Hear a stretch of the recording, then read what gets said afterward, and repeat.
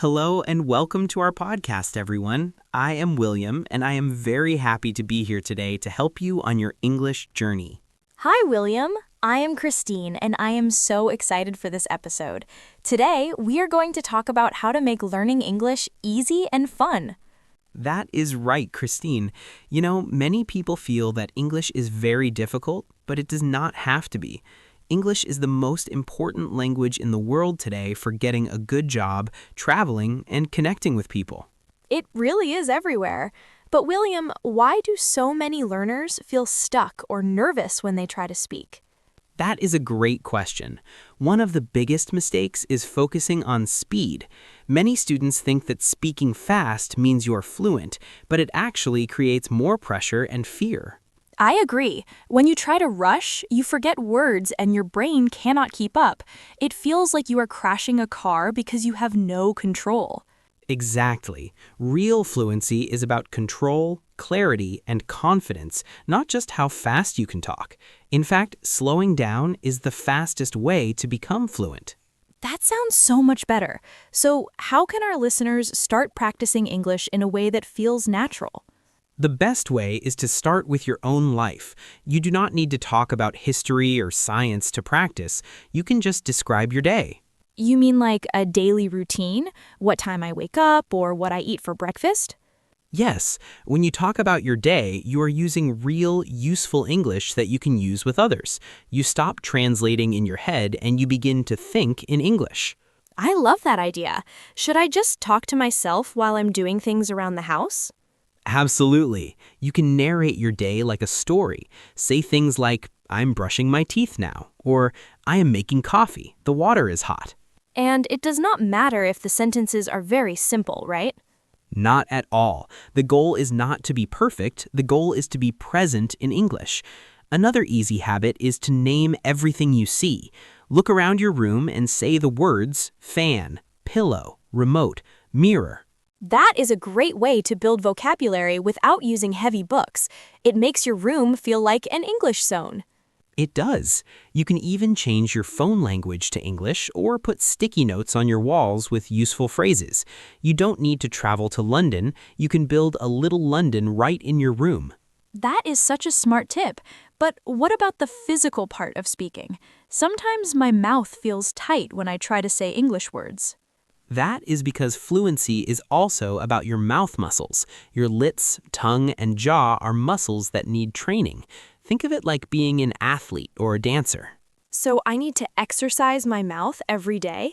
Yes, a great exercise is mirror speaking.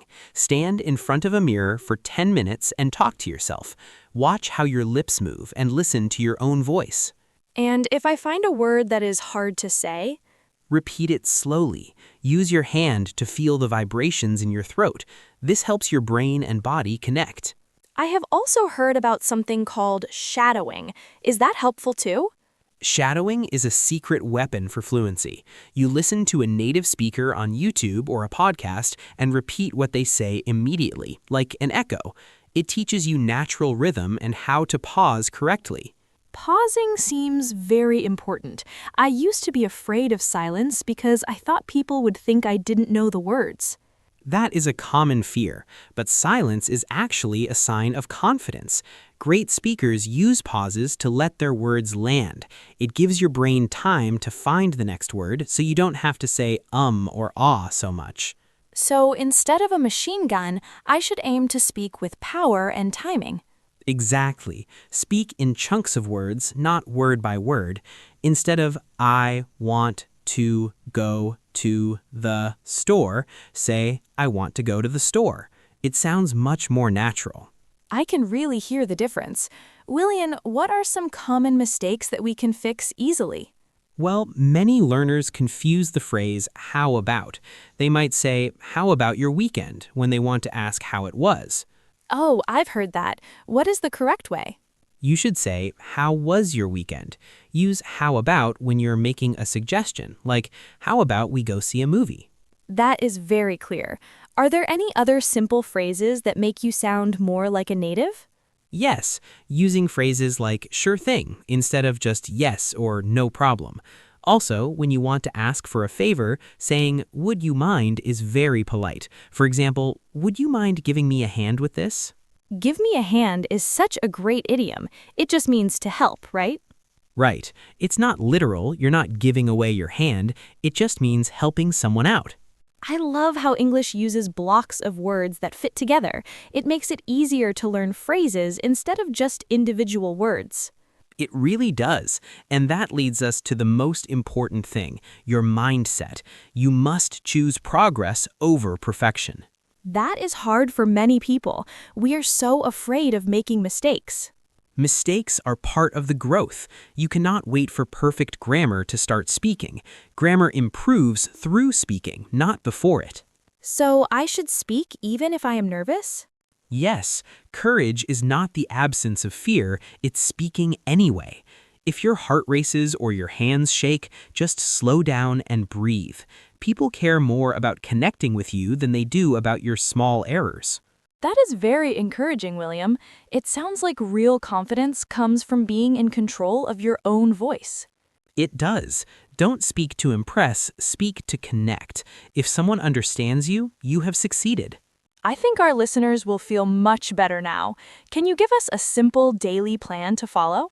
Of course, let's call it the fluency routine. In the morning, do your mirror talk for 10 minutes. Talk about your plans for the day. And in the afternoon? Take a 1-minute topic challenge. Choose a topic, like your favorite food, and speak about it for 60 seconds without stopping. I love that. It trains the brain to respond under pressure. Exactly. And in the evening, do a quick recap. Speak aloud for 5 minutes about everything you did that day. It's okay if your grammar is not perfect. Just say, "I woke up, I worked, I felt tired." That sounds manageable for anyone. Even if you are very busy, you can find 5 or 10 minutes. You can. The key is to be consistent. Fluency is not an accident, it's a daily decision. Small, slow, and powerful steps are how you become fluent for life. Thank you so much, William. These tips are so practical and easy to follow. It was a pleasure, Christine. To everyone listening, don't wait for the perfect moment to start. The right moment is now. We believe in you. Keep practicing, keep listening, and most importantly, never give up. You are not alone in this journey. We are here to support you every step of the way. That's right. We hope you enjoyed this episode and learned something new today. Be sure to join us again for our next lesson. We have many more great stories and tips coming your way. Until next time, goodbye, everyone. Goodbye.